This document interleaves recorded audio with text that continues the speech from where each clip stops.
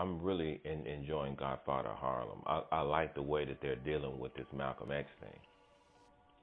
Yeah, yeah. It sucks though to see, with how, Elijah Muhammad having him being spied on. So I know that was part of history, or so they say. I was like, dang. And the guy who played him, I like the actor who played him too. Yeah. Well, I understand Elijah Muhammad because he kept telling Malcolm, and Malcolm knew from the teachings that it was a religious organization. It was not a political one. So I totally get what he's saying, And Malcolm had them doing things that were not religious.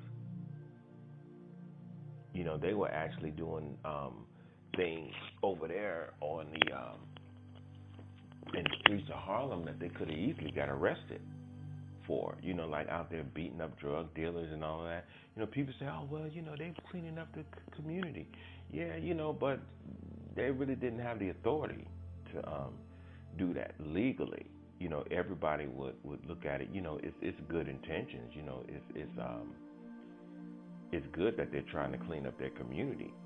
However, if one of those drug dealers or whoever the case may be could have called the police, the only thing, they could have got them arrested. And plus, Malcolm could have got a whole lot of people killed. Yeah. And so that's why Elijah Muhammad was saying, we are a religious organization. And so Malcolm really was trying to get people involved with, I'll put it like this. You know how he used to complain about Martin Luther King's nonviolent thing? Yeah. How he sends people into the fields and he just, the people end up getting beat down by the cops and all of that. Right. And I don't think that he understands what he's doing. Well, Malcolm, look, you're not doing anything too much of a distinction in what he's doing because you got all of these people out here behind you talking about fight the white man back, but where's the guns? Right. I mean, that's the same as Dr. King sending people into the battlefield that he's talking about empty-handed. You doing the same thing. Yeah. And a whole lot of Malcolm's ideas were rooted in his anger and frustration of not only the Nation of Islam not getting involved in what was going on in the civil rights movement, but it was a lot of that was just his personal anger about what he was seeing happening to black people. Right. So that's one of the reasons. He felt powerless. Huh? I said, I'm pretty sure he felt powerless too. That's why he was kind of, he wasn't thinking logical. No, he wasn't. Because if you look at, I know it's dramatization, but the last episode with him, Elijah Muhammad was walking, and you had those Fruit of Islam dudes doing them old fake ass stiff karate moves. Yeah. And all of that, and I'm looking at their moves like you can't use none of that shit. And I'm like, yeah, it's definitely dramatization, but all at the same time, it looks good, Malcolm, but it's ineffective. And so I understand because he was turning the Nation of Islam into a political institution when it's not a political institution. It's a religious institution. But all at the same time, Elijah Muhammad was being paid by this white man in Texas to keep the Nation of Islam nonviolent. A lot of people don't talk about that or know about it, rather. Mm-hmm. I've heard of that before, but explain that to me more. I don't remember the white man's name, but he was pretty much paying everybody to keep white people living, pretty much. But he was paying Elijah Muhammad money every month to make certain that the Muslims never got physically involved in the civil rights struggle. And I guess now if you put it like that, that's another reason why when Malcolm X had said what he had said about President Kennedy getting assassinated, he got ousted because he was playing politics. When the Honorable Elijah Muhammad was like, nope.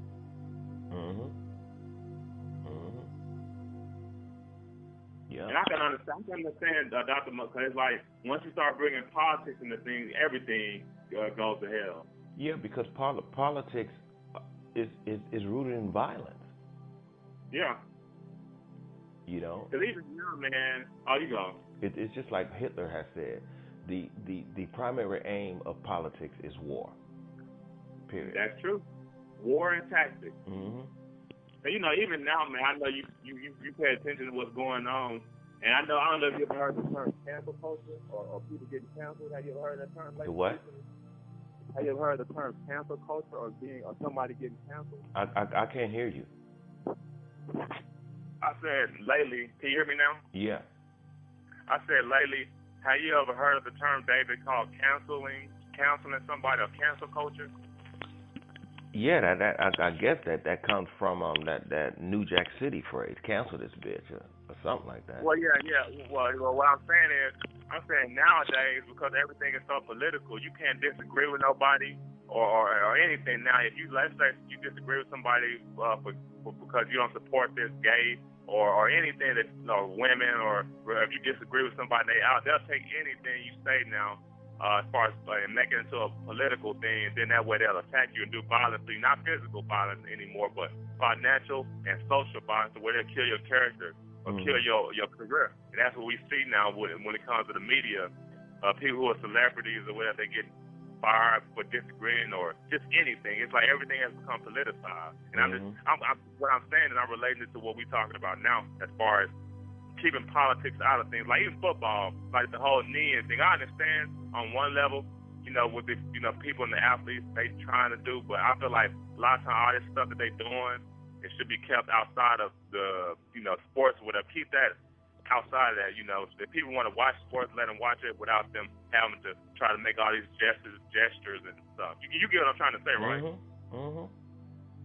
Yeah. Like kind of like that Colin Kaepernick situation. I feel like that was always. I still feel that way. It's a big circus and a big suit. Well, ever since then, it's like now, protest is like a cool thing or whatever. When protest was never supposed to be cool, but now people make it like it's cool, and it's become political. Yeah. Especially with the young folks. You get what I'm saying. I hope you get what I'm trying to say. Yeah, I mean, when it becomes cool, it becomes less serious and therefore less effective. Yeah, because now they call it, David, your sons you can ask your sons about this, but they call it being woke or going woke. That's what the term they use. I don't know if you ever heard that phrase, but that's a new thing. Oh, that's another thing that I didn't like about this last episode of Godfather Harlem. Is when Malcolm told Bumpy Johnson, get conscious. I'm like, God damn it! Why did they have to write that in there? Right. Oh yeah, I noticed that too. Yeah, I was like, huh? I said, now these niggas are gonna jump on that. Get conscious. Those two words never came out of Malcolm's mouth. Never. Right. Get conscious. Oh my God. I'm like, why did they go there? Why did they have to go there? Well, we're trying to relate to the people today. You can't relate to the people today. If you're writing about something that was back in the 60s, keep it there. Yeah.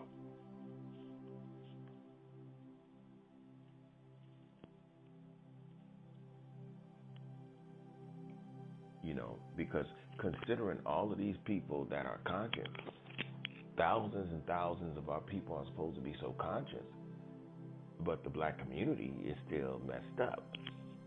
It's a joke. And it seems like with all of these thousands of people being conscious today and the black community being messed up, well, why was it was just less than a handful of people back in the 60s who were considered leaders, and our people was more disciplined back in the 60s with just a handful of leaders.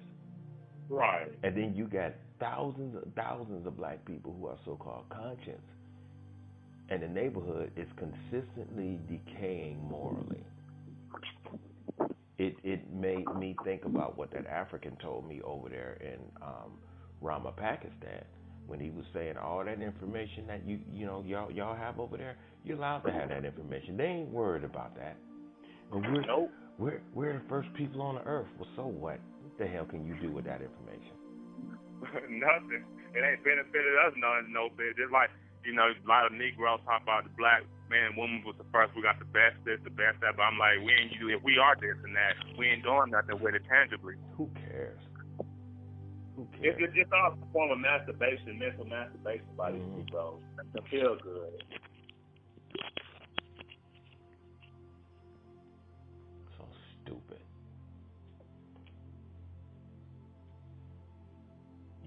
That's why I keep myself separated from all of that. Yeah.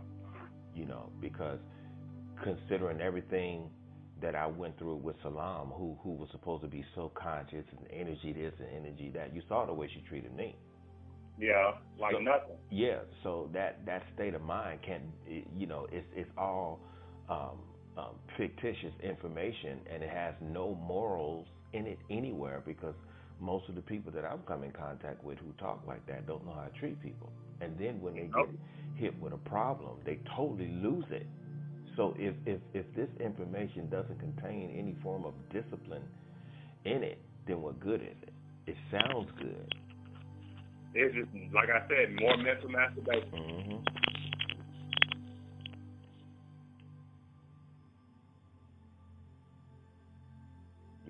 Because I was talking to Richard the other day, and me and Kathy was on our way to go get some gas, and we don't live that far from Salam, and so as we was driving past her house,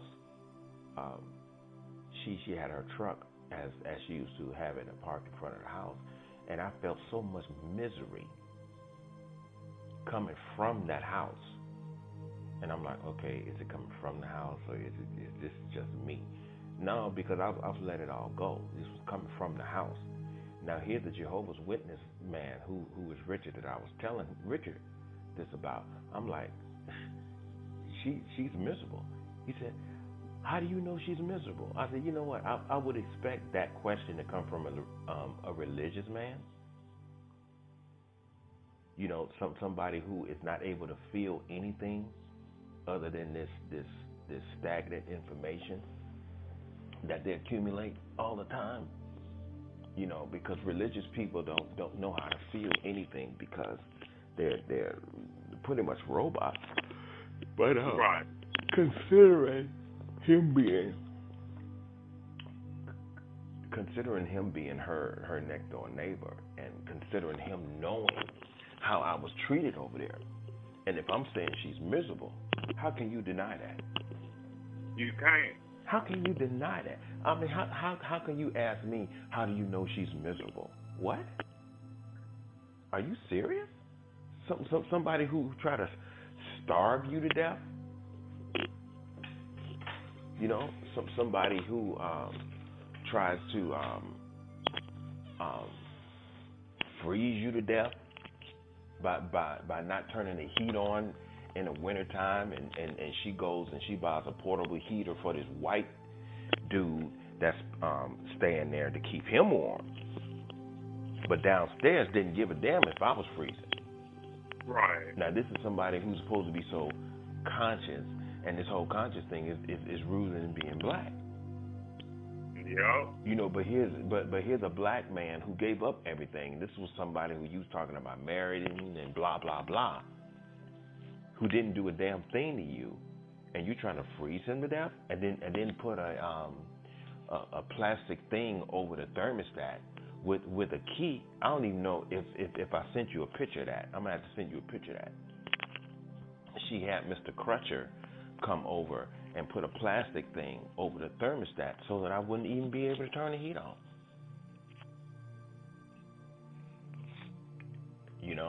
And then left with Mr. Crutcher for 5 hours and laid up with him. Conscious though. You know what I'm saying? Yeah, she's scandalous. So my whole thing is, what good is it to have this information if you fall on the inside? If the information is not affecting you in a way to where it exhausts you it it elevates you morally, then the information is stagnant. Yep. Because the more elevated you are with information, you should be morally elevated at the same time. And if it doesn't elevate you morally, then you need to question the information that you are taking in, because that's the whole purpose of accumulating, taking in information. It's supposed to have some type of moral effect on your behavior, and therefore, on your thinking, and therefore your feelings, and therefore your behavior. You're right. And if it's not doing that, then you need to question where the information is coming from. And 9 times out of 10, it's coming from someone who has always been culturally your enemy. This is what the African was telling me over in Pakistan. Because if you look at a lot of the books that are on the shelves right now, for some strange reason, you see a lot of these books don't really contain a whole lot of pictures anymore. A lot of people, you're right. That a lot of books don't. And what's the agenda behind it? Well, they just putting information out there, and they not putting any face on the books, a face on the author as far as who wrote it. So this is why he was saying that information that you guys are getting, you are allowed to have that information. And if you're allowed to have that information, then that's government, baby. That's government. You understand what I'm saying? Right. Because they know that this particular information, because see, these people who work for the government, these people are very wise. Yeah, wicked, like you always say, wickedly intelligent. Well, the whole thing is they know what type of information is going to be an endangerment to them, and what information sounds like it could be an endangerment, but it's actually not, because black people don't have the resources or the will to even accumulate these resources, because our people have been made dependent upon the government for everything. So, and if these people do have access to guns, they're not going to have access to guns in a real high number because of the disunity in the community. So they ain't worried about us. These people are not worried about us.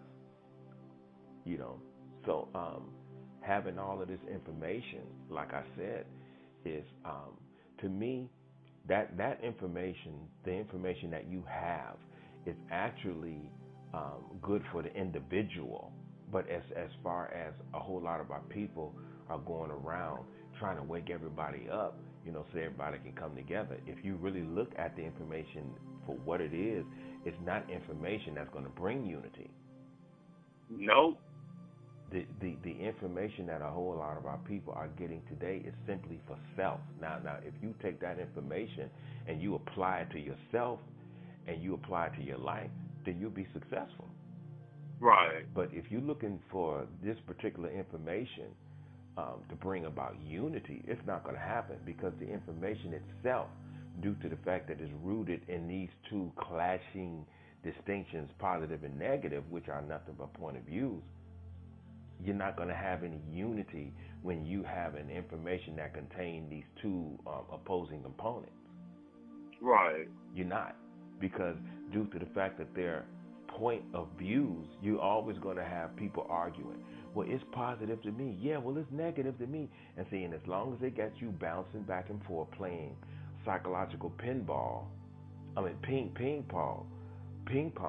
with this type of information, they ain't worried about you. Not at all. That's one of the primary reasons why they created religion and politics as a whole. See, this is deeper than people realize. They are not worried about black people. See, because another thing, basically, a whole lot of the information that a lot of our people are getting, they say it's waking up our people. No, it's actually putting you further to sleep.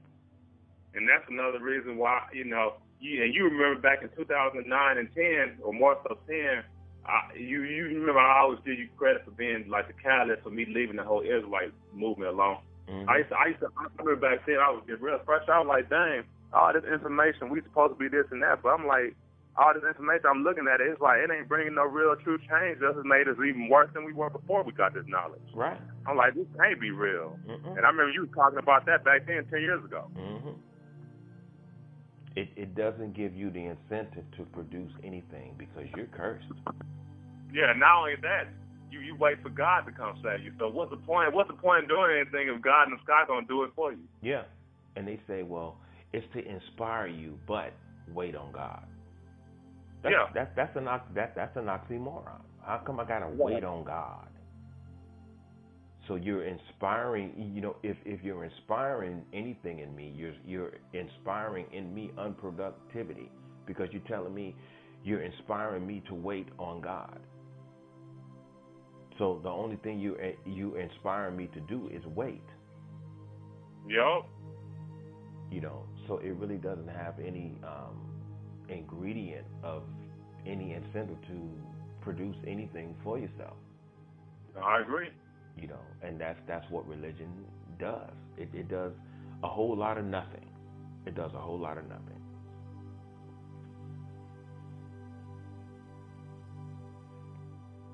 You know, so it's a lot of information out there, but it's not for unity. Nope, not at all. You know, and these frequencies and vibrations and oh my God. Next.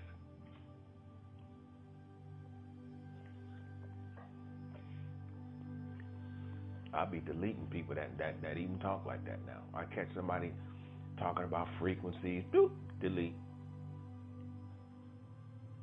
You know, they send me a friend request and I read through their stuff. The only thing, you know, if I start seeing these vibrations, elevate your vibrations, delete. Deny. I mean, putting that bullet, I don't want no associations with that. You know, because if you feel as though you have to use these, I mean, if it's always these words being mentioned 3 or 4 times out of a paragraph, that's a turn off to me. You should be able to express yourself, and if I hear one vibration, that's fine, you know, but you have to elevate your frequencies and your vibrations and no. I gotta go. I can't sit here and listen to this. Right. You know, because that's indoctrination. That's all that is. And when you allow yourself to be indoctrination, you bury your own sense of intelligence. You pretty much open up a grave and you throw your intelligence in, and you throw that dirt that you're talking over your own intelligence. You bury yourself. Because when it all boils down to it, if you don't know how to treat people, it really doesn't matter how much you know if you don't know how to treat people. If any information does not elevate you to the point to where you have a will to be more courteous, more understanding, and more compassionate, and more will to stand up for what is right, then what you walking around with this information for? You're right. I agree. And, you know, because every time, you know, I would accumulate more information, it would always make me more loving, more honorable, more caring, more considerate. Mm-hmm. So I agree with a lot. But I see with a lot of people that we deal with or that we know, it has caused them to be the opposite or the inverse of that. So I'm like, something is wrong. They processing it wrong or something, because it shouldn't, information and knowledge shouldn't make you less than. It should make you more. It's angry. You know, it's like most of them are so angry all the damn time. You know, they're angry all the time. Now look, truth doesn't affect a human being like that. You know, truth and clarity brings about humility, because humility is a sign of being in the know, to the point to where you no longer have to question anything. And when you're questioning something, it means you're suffering, because you want to know the truth. I'm trying to find out the truth. And so you're suffering. And if you are at least humble while you're suffering, and you're getting this information. Once you get the information, then that puts you in a state of humility. You understand what I'm saying?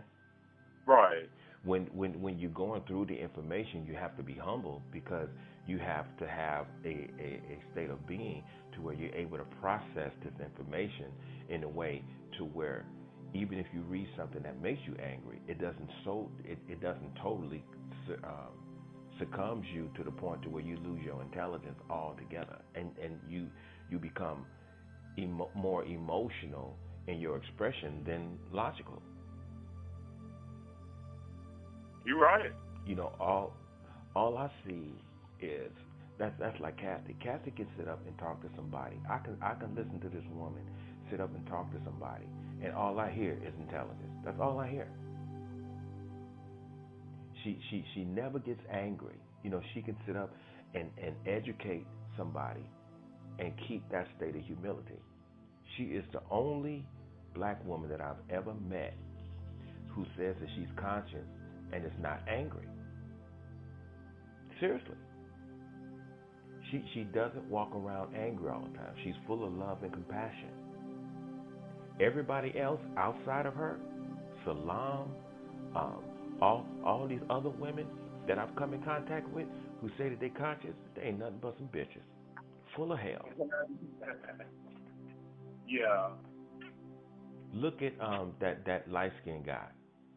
Sadie, Sufa Sadie, or whatever the hell he. Yeah, Sarah, that nigga. Yeah, you see how out of control he is and how ignorant he is. Oh yeah, I remember back in the day. I used to watch a lot of his videos back in 2009 and 10, but I got out of that. Mm-hmm.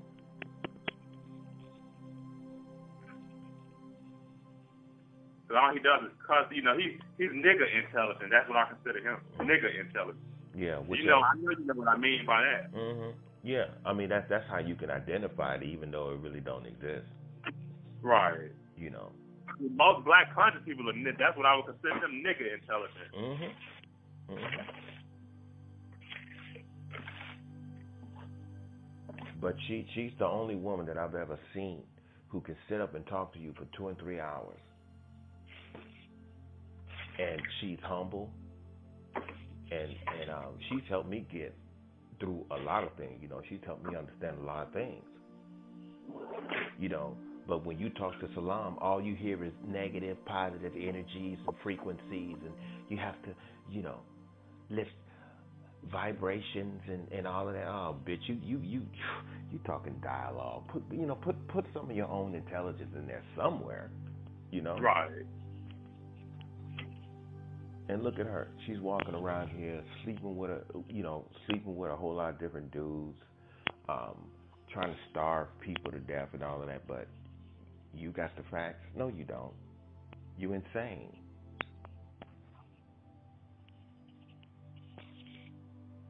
You got black people out here about to kill each other over a chicken sandwich, but everybody is so conscious. Over a chicken sandwich. These Negroes are out here going crazy about a chicken sandwich.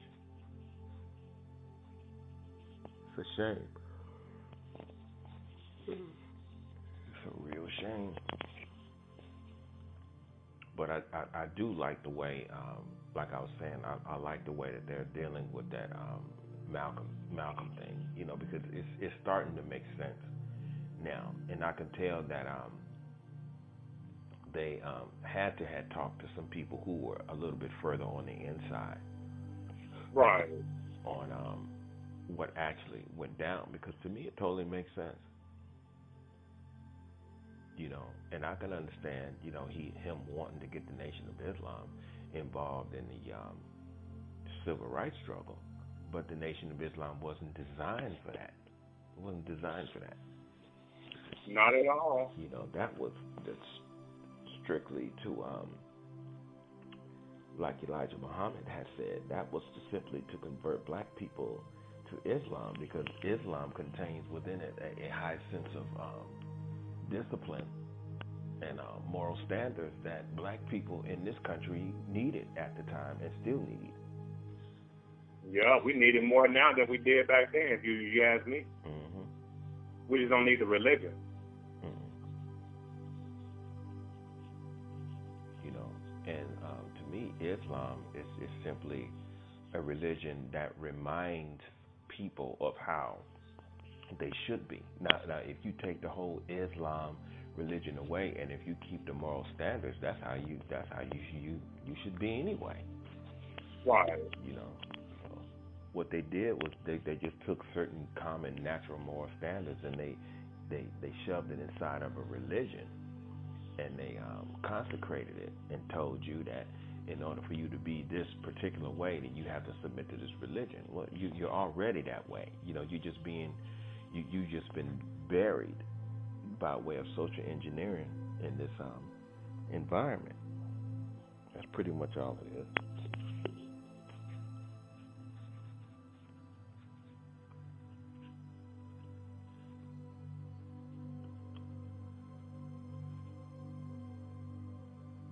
You know, that's why I was telling somebody not too long ago. I think we talked about this. You know, we were talking about the dark side, and I was saying that a lot of people are moving towards their dark side for a good reason, because the other side that is considered the good side has too much limitations on it. It's got commandments, it's got laws that you have to abide by, and all of that. But when you start moving towards your dark side, and if you have good intentions, then what is considered dark can actually work out for you. Yeah. You know, because you're not bounded by laws and commandments and all of that. So it sure makes you question. It sure makes you wonder, like, is good really good, or has this been switched? Yeah. As somebody would say, is God really the devil? And is the devil God? I don't know if you ever heard that phrase before. Yeah, but you know, I'm talking about, you know, the whole thing of darkness. You know, it's like, because you know, even in the Bible, when everything was in darkness, you didn't have all these problems. It's then as soon as He said, "Let there be light," here you got war, conflict, racism, floods, and all of this stuff. You know, well, maybe we should just stay in darkness, because it seems like you know, while everything was in darkness, everything was at peace. You know, it seems like all of this madness started as soon as He said, "Let there be light." You know, it just seems like everything went to hell. Right. When that happened.